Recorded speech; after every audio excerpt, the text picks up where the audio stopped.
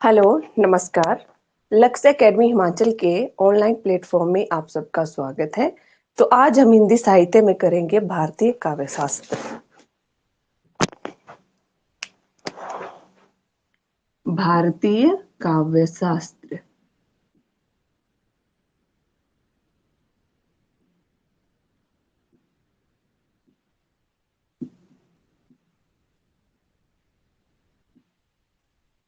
Okay.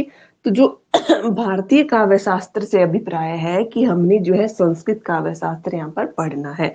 ठीक है।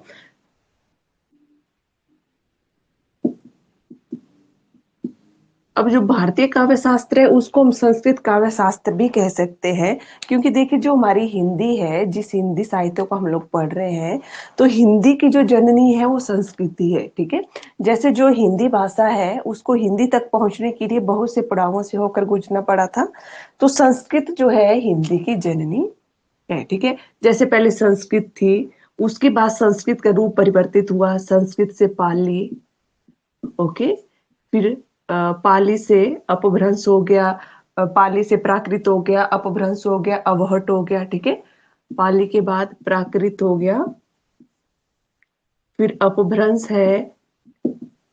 ठीक है। अवहट हो गई। उसके बाद जो शुद्ध रूप में हम लोग बोलते हैं वो हिंदी हो गई। ठीक है।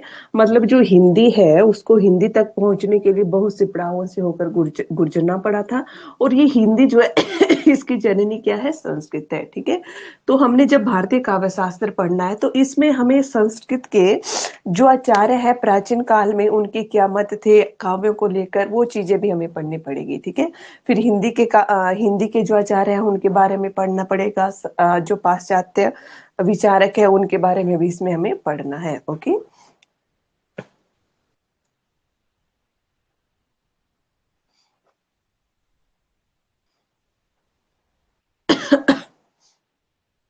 ओके। अब देखिए जो भारतीय काव्य शास्त्र है, ठीक है, भारतीय काव्य शास्त्र को जो है साहित्य शास्त्र के नाम से भी अब जाना जाता है। अब देखिए ये जो काव्य शास्त्र है संस्कृत में कहा जाता था, जो साहित्य है उसको काव्य। ठीक है। साहित्य को जो है संस्कृत में काव्य कहा जाता था, परंतु आजकल जो है काव्य के स्थान पर साहित्य शब्द जो है अधिक प्रचलन में आ गया है। तो काव्य शास्त्र को अब साहित्य शास्त्र के नाम से भी जाना जाने लगा है। ठीक है। यहाँ पर भारतीय काव्य शास्त्र भी हम लोग लिख सकते थे और भारतीय साहित्य शास्त्र भी। ठीक है। बस ये सिर्फ समझाने के लिए था कि यहाँ पर साहित्य शास्त्र भी हो सकता है। ठीक है।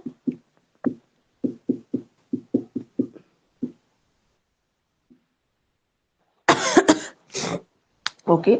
चलिए मैं थोड़ा सा आप लोगों को काव्य के बारे में बता देती हूँ। जो काव्य है उसकी क्या क्या भेद है, किस तरह से भेद किए गए हैं। काव्य के जो भेद है वो दो तरह से किए गए हैं। नंबर वन है शैली के आधार पर, शैली के आधार पर, और दूसरा है स्वरूप के आधार पर, स्वरूप के आधार पर। ओके। तो जो शैली के आधार पर काव्य के भेद हैं वो तीन हो जाएंगे। गद्य हो जाएगा, पद्य हो जाएगा और चंपू हो जाएगा। ओके।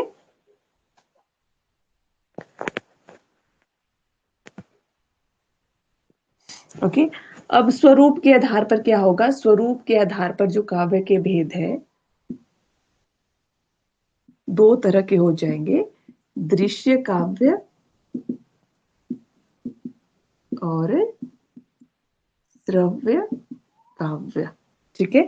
तो दृश्य काव्य में क्या हो जाएगा? जैसे कि नाटक हो गया, एकांकी हो गई, ये किस में आ जाएंगे? दृश्य काव्य में आ जाएंगे। ओके। और जो श्रव्य काव्य मतलब सुनकर, सुनकर जिसका हम सुनकर जिसको हम लोग सुनते हैं। ठीक है। पढ़ भी सकते हैं इसको, श्रव्य काव्य को। ओके। तो श्रव्य काव्य में क्या क्या चीजें आ जाएंगी?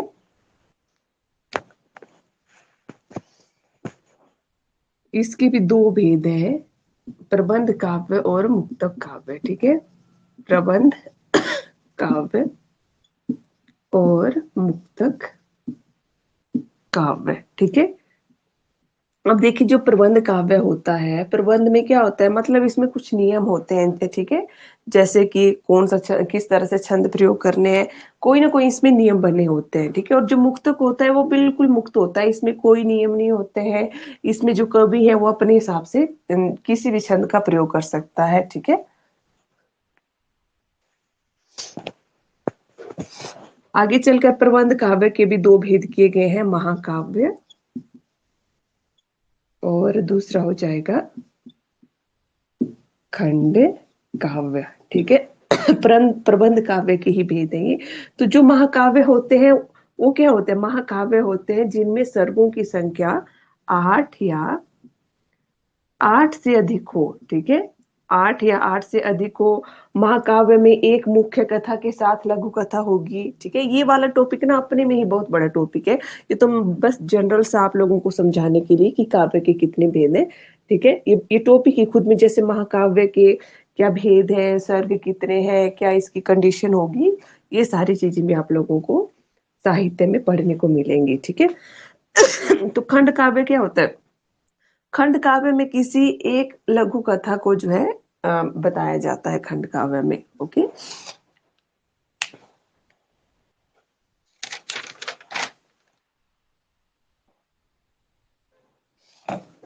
ओके, तो चलिए अब इसके बाद हमारा मेन टॉपिक स्टार्ट होता है। हम भारतीय काव्य शास्त्र में जो हम लोग पढ़ेंगे, तो हम इसकी शुरुआत करेंगे जैसे कि काव्य लक्षण क्या होते हैं, काव्य हेतु क्या होते हैं, ओके, यहीं से हम लोग स्टार्ट करेंगे।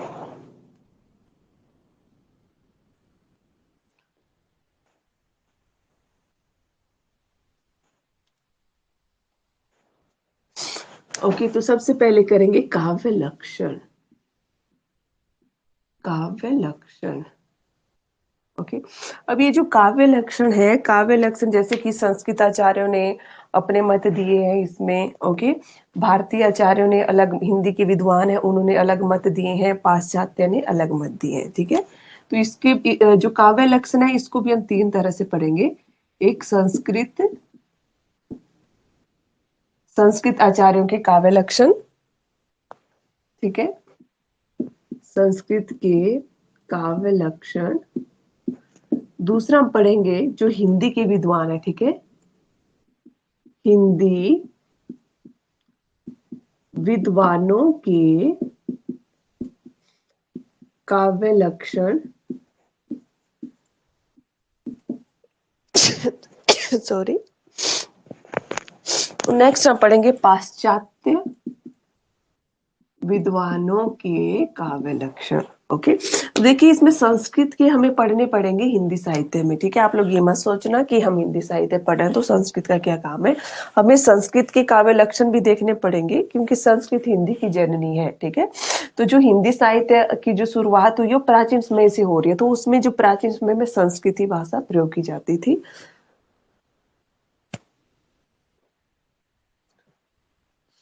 ओके, तो सबसे पहले देख लेते हैं कि संस्कृत काव्य लक्षण। अब ये जो संस्कृत के काव्य लक्षण है इसमें जो संस्कृत के आचार्य हुए हैं सबने अपने अपने हिसाब से अपने अपने मत दिए हुए हैं, ठीक है।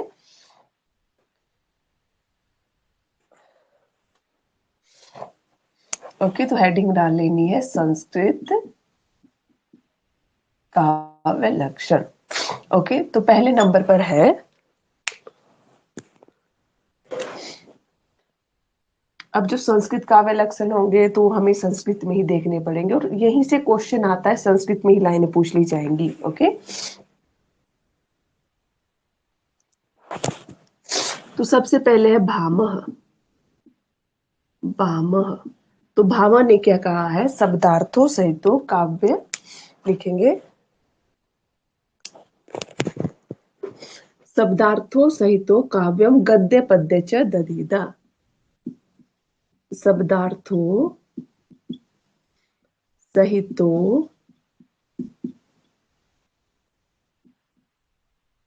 काव्यम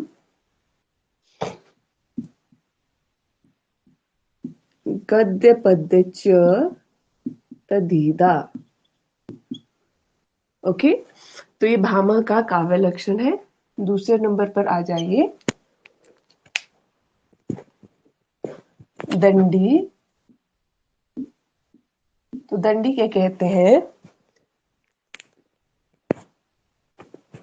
शरीर तावदिष्ट व्यच्छिन्ना पदावली। शरीर तावदिष्टा व्यच्छिन्ना पदावली। ओके। तीसरे नंबर पर है वामन।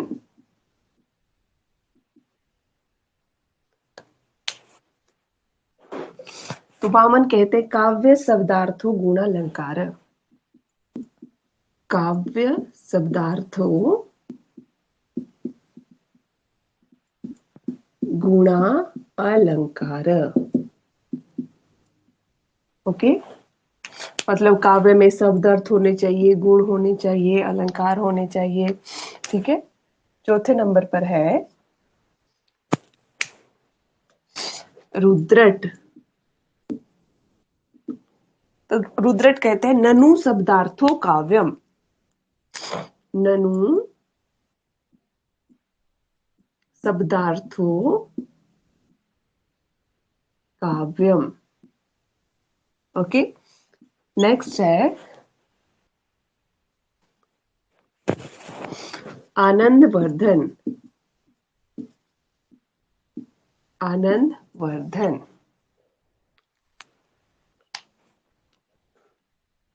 तो आनंद वर्धन करते हैं शब्दार्थो शरीरो तावत काव्यम। शब्दार्थो शरीरो तावत काव्यम। ओके। नेक्स्ट है कुंतक।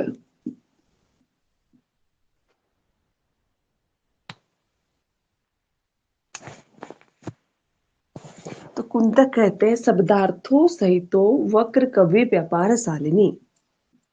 शब्दार्थो सहितो वक्र कवि व्यापार शालिनी।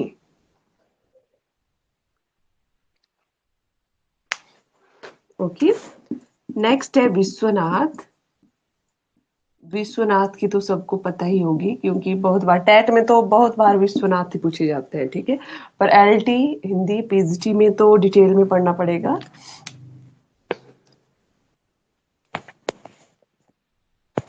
तो विश्वनाथ क्या कहते हैं? वाक्य रसात्मक काव्यम। वाक्य रसात्मक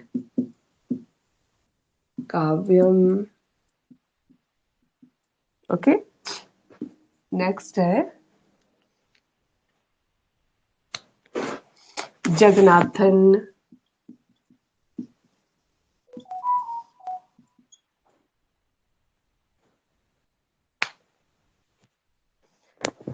तो जगन्नाथन कहते हैं रमणीयार्थ। रमणीयार्थ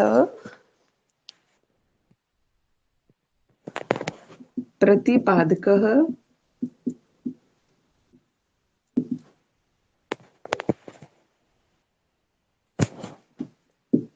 शब्द काव्यम। ओके। अब देखिए जो भी मैंने यहाँ पे करवाया यहाँ पर मोस्ट का टिक तो आप लोग सबसे पहले कर लो। ओके। यहाँ से क्वेश्चन आता है एग्जाम में। जगन्नाथन बहुत बार पूछा गया है। आनंद वर्धन भी पूछा गया है। जगन्नाथन और विश्वनाथन तो टेट में बहुत बार पूछे गए कि थोड़ी सी इजी है इनकी परिभाषाएं दोनों की। परंतु आगे वाले जो भी है सारे वो सारे आप लोगों को अच्छे से पढ़ने हैं। ठीक है। क्योंकि आगे यहाँ से एक क्वेश्चन तो जरूर एग्जाम में बनता ही बनता है।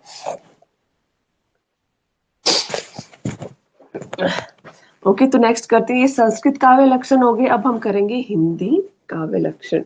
हिंदी विद्वानों ने जो काव्य लक्षण दिए हैं। ठीक है।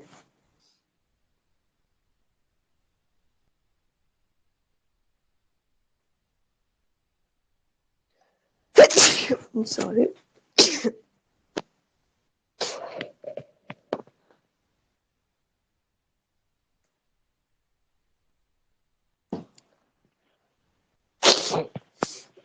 सॉरी, माफी चाहूंगी।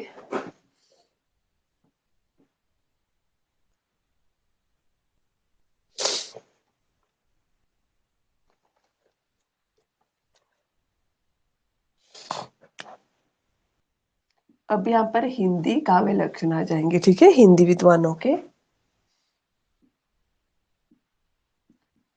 हिंदी विद्वानों के काव्य लक्षण। ओके, तो हिंदी में कौन कौन से आएंगे? जैसे कि महावीर प्रसाद द्विवेदी ने क्या कहा, रामचंद्र शुक्ल ने क्या कहा, महावीर प्रसाद द्विवेदी ने क्या कहा, ठीक है। तो हिंदी में विद्वानों में इनके काव्य लक्षण आ जाएंगे। ओके, तो सबसे पहले करते हैं, साहित्य जन समूह के हृदय का विकास है। साहित्य जन समूह के हृदय का विकास है। तो ये कहा है बाल कृष्ण भट्ट ने। बाल कृष्ण भट्ट ने। ओके, दूसरे नंबर पर है ज्ञान राशि के ज्ञान राशि के संचित कोश का नाम ही साहित्य है। ओके, तो ये किसने कहा है? महावीर प्रसाद द्विवेदी ने।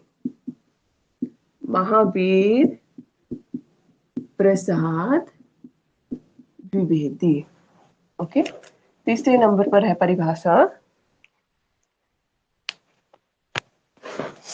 अंतःकरण की वृत्तियों के चित्र का नाम ही काव्य है। अंतःकरण की वृत्तियों के चित्र का नाम ही काव्य है। तो ये भी किसने कहा है? महावीर प्रसाद द्विवेदी ने। नेक्स्ट है साहित्य जीवन की आलोचना है। साहित्य जीवन की आलोचना है, प्रेमचंद ने कहा। प्रेमचंद ने। ओके, नेक्स्ट है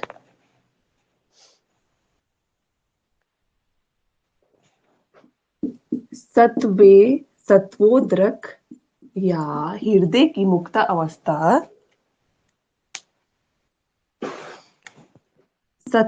सत्वोद्रक या हृदय की मुक्तावस्था के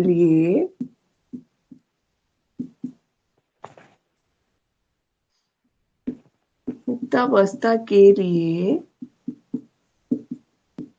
किया गया शब्द विधान ही साहित्य है। ओके, तो रामचंद्र शुक्ल जी ने कहा है, ये रामचंद्र शुक्ल जी ने कहा है। ओके, नेक्स्ट है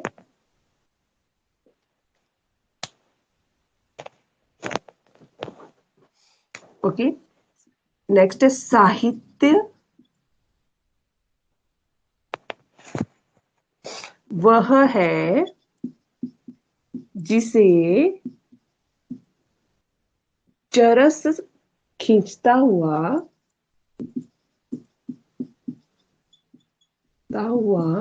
किसान भी समझ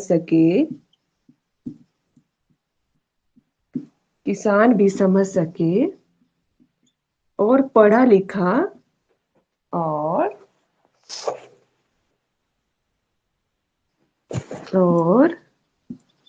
खूब पढ़ा लिखा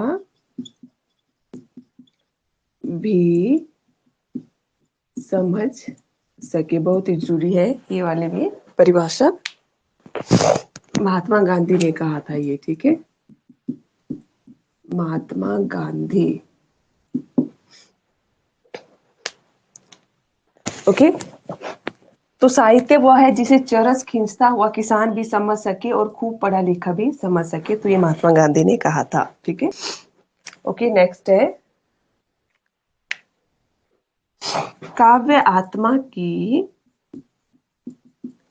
काव्य आत्मा की संकल्पनात्मक अनुभूति है।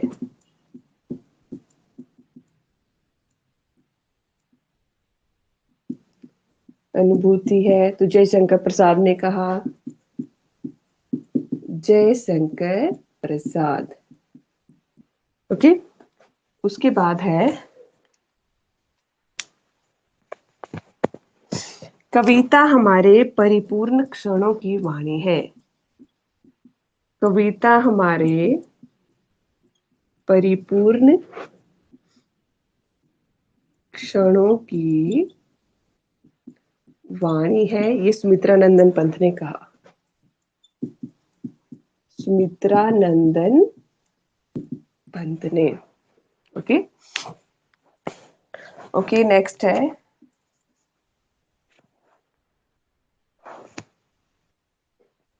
काव्य आत्मा विभक्ति है। काव्य आत्मा विभक्ति है। टेट में भी पूछा गया था ये वाला। डॉक्टर नागेंद्र ने कहा। ओके।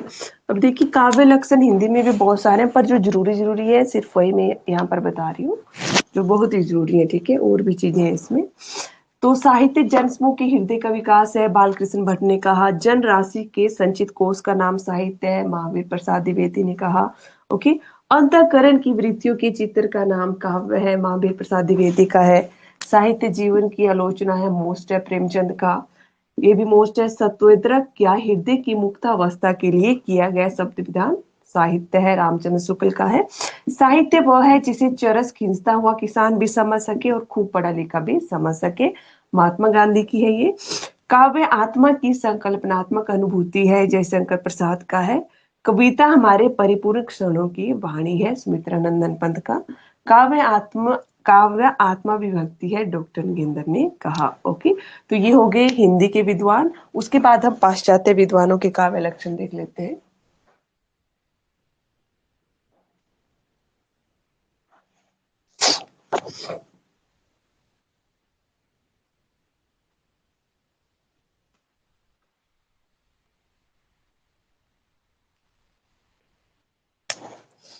पाश्चात्य काव्य लक्षण।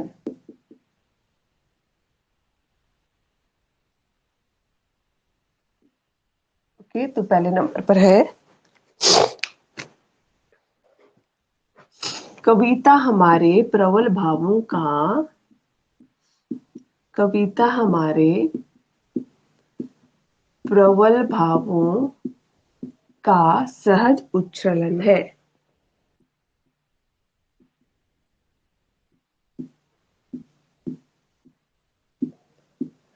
तो ये कहा है वर्ड्सवर्थ ने। ओके। दूसरा है कविता सर्वोत्तम शब्दों का सर्वोत्तम क्रम है।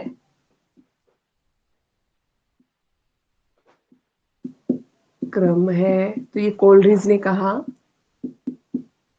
कोलरिज ने कहा है। ओके। नेक्स्ट है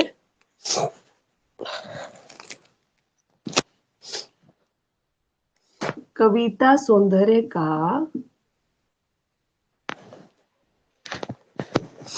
कविता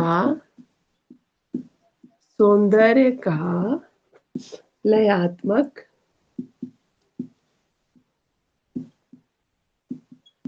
कविता सौंदर्य का लयात्मक सृजन है, एडगर एलन पो ने कहा।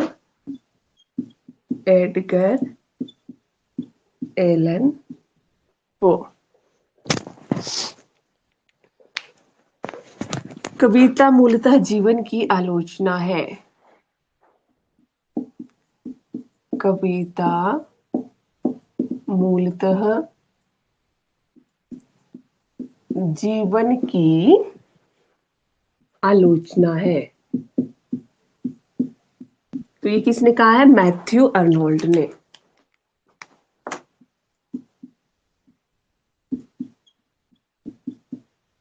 ओके। अब देखिए, जो भी परिभाषाएं हैं उनको याद करने के लिए मैं आप लोगों को एक तरीका बताती हूँ। पूरी लाइनें याद करना तो थोड़ा सा असंभव हो जाता है, पर आप लोगों ने क्या करना है, इसी में से कुछ शब्द निकालना है, कोई एक शब्द, उसको जोड़ देना है इसी के साथ, ठीक है। अब देखिए, कविता हमारे प्रबल भावों का सहज उच्छलन है, ठीक है। अब देखिए, जो कविता के प्रबल भाव होते हैं, ठीक है, कविता के जो भी प्रबल भाव होते हैं उनको हम वर्ड में क्या करते हैं, वर्ड में बता सकते हैं ना, मतलब शब्दों में ही बता सकते हैं, ठीक है। तो शब्दों को वर्ड बोलना है, तो आ रहा है ना यहाँ पे वर्ड, वर्ड्सवर्थ नाम आ रहा है ना, ठीक है। कविता हमारे प्रबल भावों का सहज उच्छलन है। तो जो हमारे प्रबल भाव होंगे उनको हम वर्ड में ही बता सकते हैं, तो वर्ड वर्ड से नाम याद रहेगा। ओके। जैसे कविता सर्वोत्तम शब्दों का सर्वोत्तम क्रम है, ठीक है, इस तरह से एग्जाम में पूछ लिया जाएगा, 3-4 ऑप्शन दे दिए गए होंगे।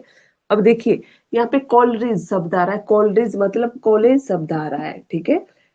तो यहाँ पर क्रम शब्द आ रहा है। अब देखिए, कॉलेज में जाते हैं, एडमिशन लेते हैं, तो क्रम में खड़े होने पड़ता है हम लोगों को, हर जगह लाइब्रेरी चले जाइए, प्रिंसिपल ऑफिस में चले जाइए, क्रम में खड़ना पड़ता है ना। तो क्रम से कॉलेज हो जाएगा, तो इसी सब से याद हो जाएगा आप लोगों को, ठीक है। थोड़ी सी प्रैक्टिस करना न्यू मिक्स में, जो चीजें आप लोग थोड़ा सा एडजस्ट कर लेते हैं ना एक बार, वो चीजें कभी नहीं भूलती है एग्जाम में, ठीक है। कविता सर्वोत्तम क्रम है, सर्वोत्तम शब्दों का सर्वोत्तम क्रम है, तो क्रम में कहाँ लगते हैं? कॉलेज में। कॉलेज से क्या बन जाएगा? कॉलेज हो जाएगा, ठीक है। तो इसी तरह आप लोगों ने अन्य जो भी पंक्तियां हैं वहां से कुछ एक शब्द उठा लेने हैं और उनका जो आंसर होगा उनसे मैच कर लेने हैं अपने हिसाब से, ठीक है।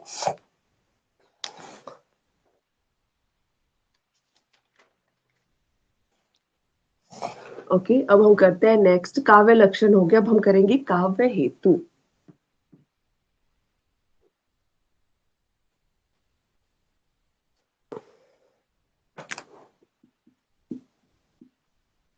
काव्य हेतु, तो हेतु का क्या अर्थ होता है? हेतु का अर्थ होता है कारण, मतलब काव्य को लिखने के क्या कारण है, ठीक है।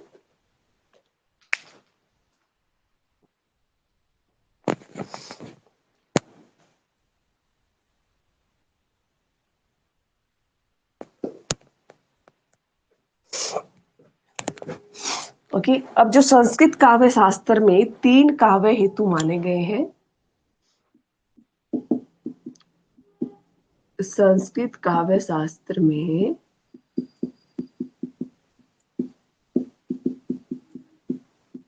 3 काव्य हेतु प्रमुख माने गए हैं, ठीक है। प्रतिभा, व्युत्पत्ति और अभ्यास। प्रतिभा, प्रतिभा को शक्ति भी कहते हैं, ठीक है। व्युत्पत्ति, तीसरा हो जाएगा अभ्यास, ठीक है। अब जो भी संस्कृत के आचार्य हैं, किसी ने प्रतिभा को ही माना, किसी ने तीनों को ही माना, किसी ने केवल अभ्यास को मुख्य माना, ठीक है। तो चलिए देख लेते हैं किसने किस तरह से माना हुआ है।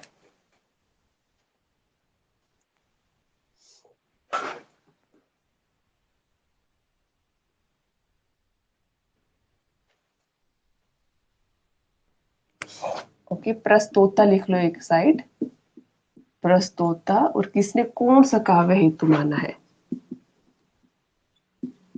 प्रस्तोता और काव्य हेतु। तो पहला हो जाइए,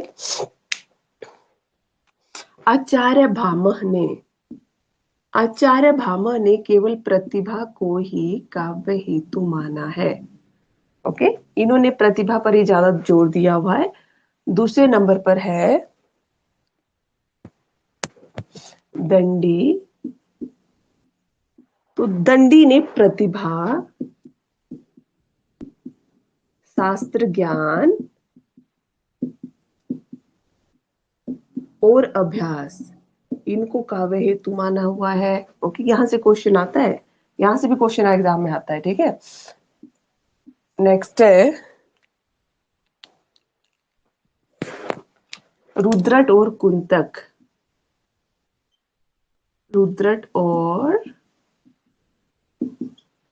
कुंतक, तो इन्होंने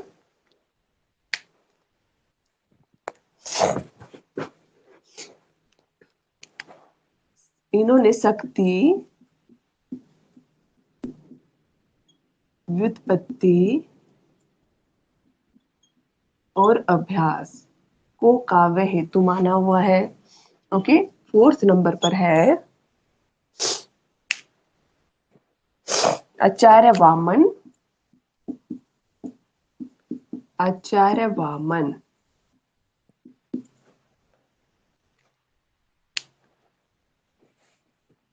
तो उन्होंने लोक व्यवहार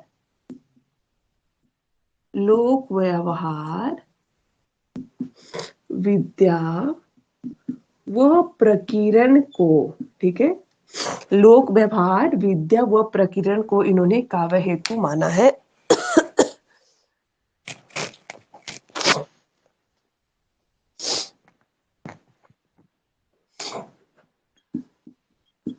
जयदेव ने मूल प्रतिभा को काव्य हेतु माना है। ओके, नेक्स्ट है मम्मट। तो मम्मट ने शक्ति, निपुणता,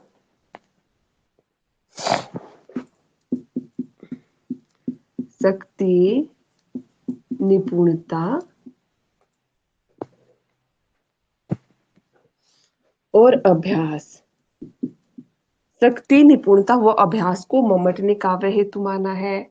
ओके, नेक्स्ट है हेमचंद्र।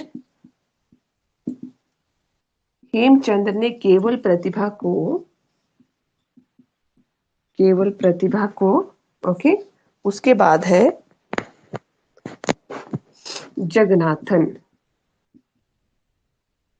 तो जगन्नाथन ने भी केवल प्रतिभा को ही काव्य हेतु माना हुआ है। ओके, तो यहां से पूछ लिया जाएगा, मोस्ट का टिक कर लो इसमें भी।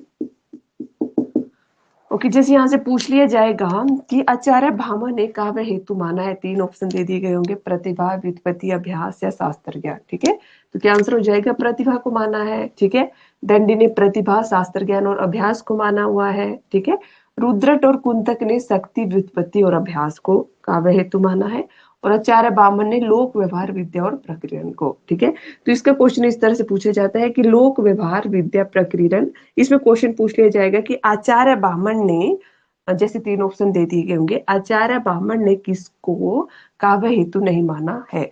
तो दे दिए गए होंगे 4 ऑप्शन, लोक व्यवहार, विद्या, प्रकीर्णन और शक्ति। तो इसमें शक्ति नहीं होगा इनका। ठीक है, तो जयदेव ने मूल प्रतिभा को, और मम्मट ने शक्ति, निपुणता और अभ्यास को, और हेमचंद ने केवल प्रतिभा को, और जगन्नाथन ने केवल प्रतिभा को ही काव्य हेतु माना हुआ है। ओके,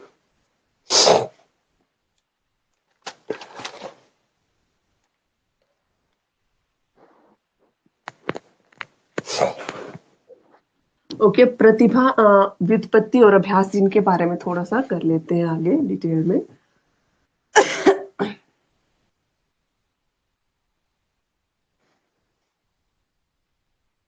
तो जो काव्य हेतु में प्रतिभा को सर्वोच्च स्थान दिया गया है, ठीक है, प्रतिभा को सर्वोच्च स्थान दिया गया है। ठीक है, अब प्रतिभा को लेकर भी विद्वानों ने अपने अपने मत दिए हुए हैं। ठीक है, तो पहला देखिए,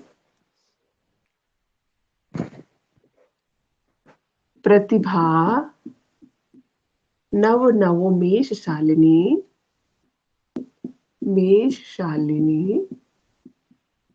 प्रतिभा नव नवोमेश शालिनी, प्रतिभा मता। ओके, तो ये कहा है भट्ट तोत ने। ठीक है,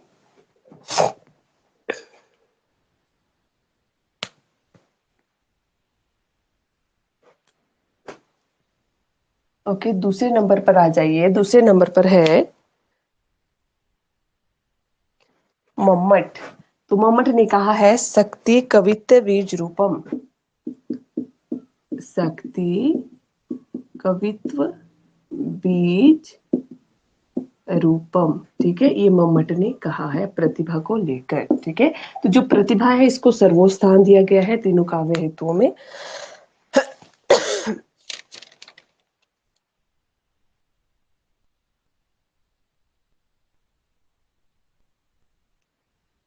ओके, नेक्स्ट है, जैसे रुद्रट वगैरह आचार्य हैं, उन्होंने प्रतिभा के आगे चलकर भेद किए हैं, वो किस तरह से है।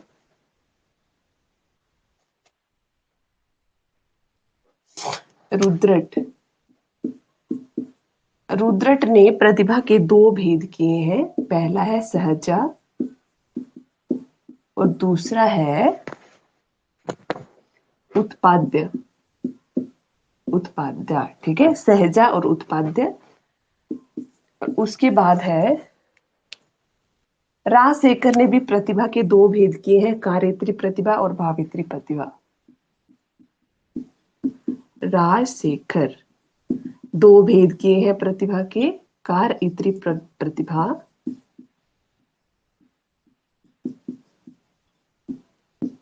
और दूसरा हो जाएगा भाव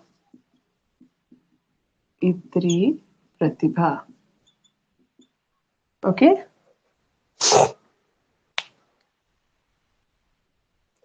हेमचंद्र ने भी दो भेद किए हैं, तीसरे नंबर पर लिखो हेमचंद्र।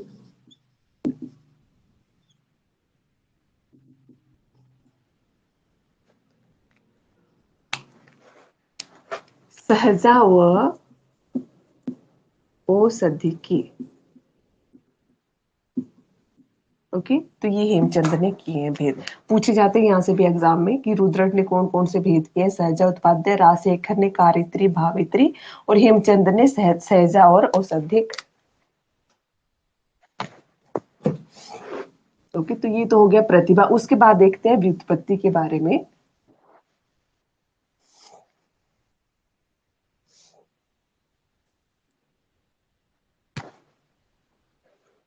व्युत्पत्ति, तो व्युत्पत्ति क्या होता है, विभिन्न काव्यों शास्त्रों आदि को पढ़कर जो ज्ञान हमने प्राप्त किया होता है, ठीक है। विभिन्न काव्यों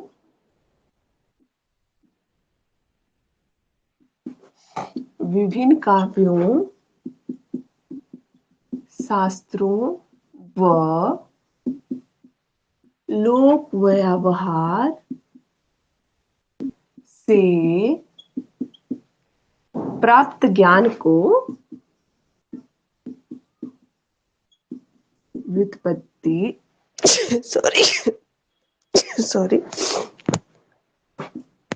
व्युत्पत्ति कहते हैं। ओके ओके, तो राजशेखर ने व्युत्पत्ति के बारे में क्या कहा है। राजशेखर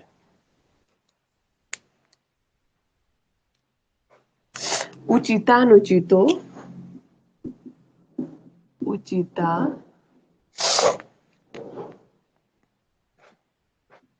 अनुचित विवेका व्युत्पत्ति,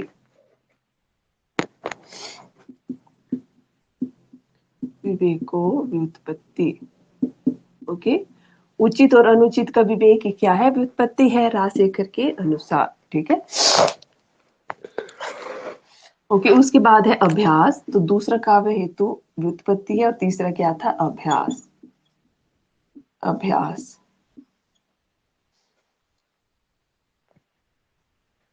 तो अभ्यास क्या होता है, निरंतर प्रयास करते रहना ही अभ्यास है, ठीक है।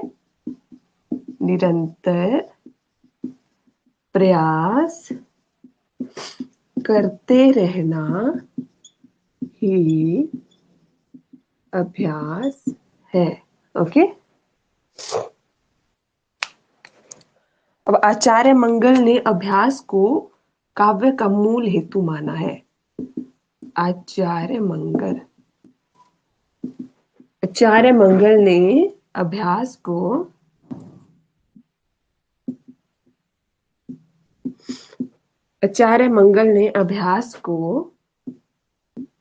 मूल काव्य हेतु माना है। ओके,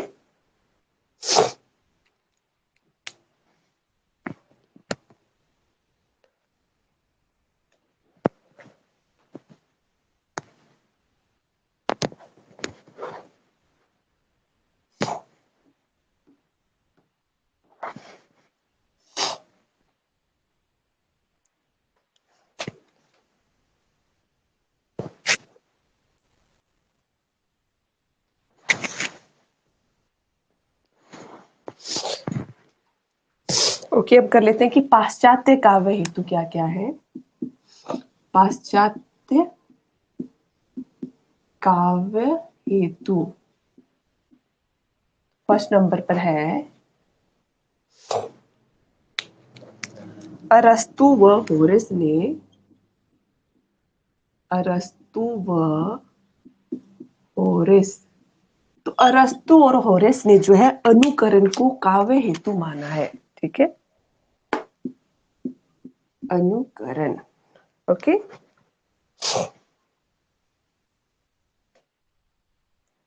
दूसरा है फ्रायड,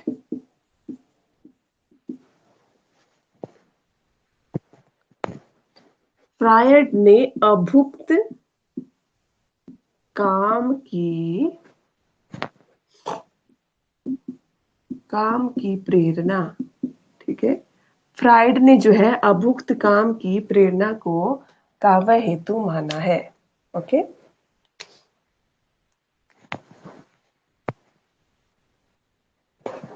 नेक्स्ट है एडलर ने,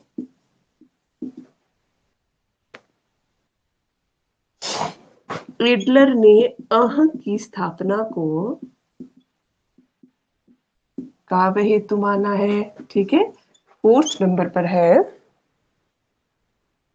युंग, तो युंग ने जीवन इच्छा को, जीवन इच्छा, ठीक है, युंग ने जीवन इच्छा को काव्य हेतु माना है। ठीक है, युंग ने जीवन इच्छा को माना है, अरस्तु और होरस ने अनुकरण को माना है, फ्राइड ने अभुक्त काम की प्रेरणा को, और एडलर ने अह की स्थापना को काव्य हेतु माना है, और युंग ने जीवन इच्छा को काव्य हेतु माना हुआ है। ओके, तो ये पाश्चात्य काव्य हेतु हो गए।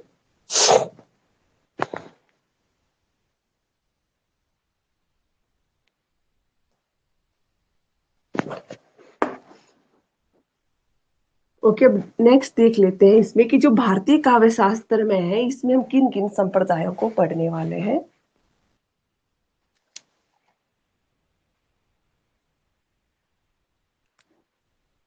भारतीय काव्य शास्त्र में संप्रदाय,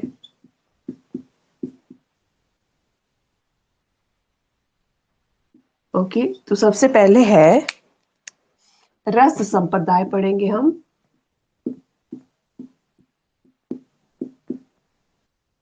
ओके, यहाँ पर संप्रदाय हो जाएगा और यहाँ पर इसके प्रवर्तक आ जाएगा। ठीक है, तो रस संप्रदाय के प्रवर्तक कौन थे? भरत मुनि।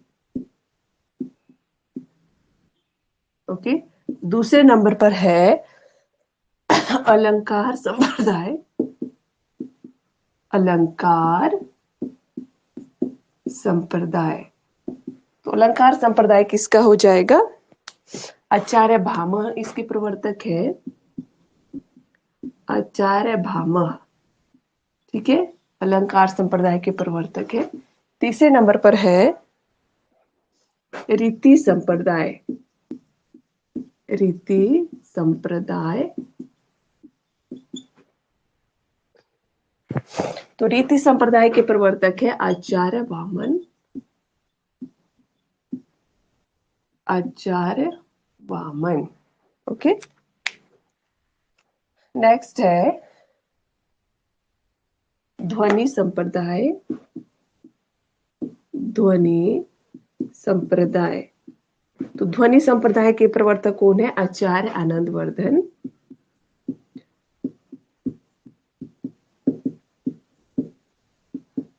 आचार्य आनंदवर्धन।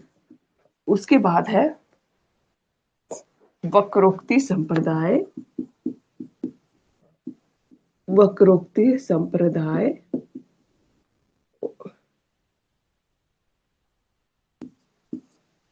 वक्रोक्ति संप्रदाय, ठीक है। फिर क्या है, औचित्य संप्रदाय, औचित्य संप्रदाय।